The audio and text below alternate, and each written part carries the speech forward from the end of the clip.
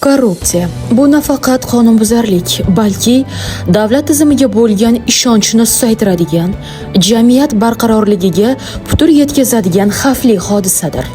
Ayniqsa, sog'liqni saqlash va ilmiy tadqiqot sohasida korrupsiyaning har bir ko'rinishi bevosita inson salomatligiga ta'sir qilishi mumkin. Chunki bu yo'nalishda qabul qilinadigan har bir qaror, har bir laboratoriya amaliyoti va har bir xarid jarayoni aniq, shaffof va halol bo'lishni talab etadi. Shu ma'noda Toshkent vaksina va zardoblar ilmiy tadqiqot instituti korrupsiyaga qarshi kurashishni o'z faoliyatining ustuvor yo'nalishlaridan biri sifatida belgilagan.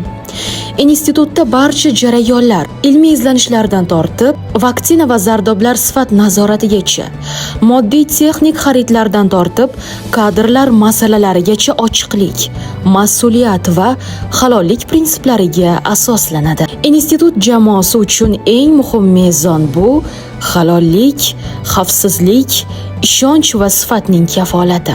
Zero biz korrupsiyasiz jamiyat quramiz tamoyiliga tayanamiz.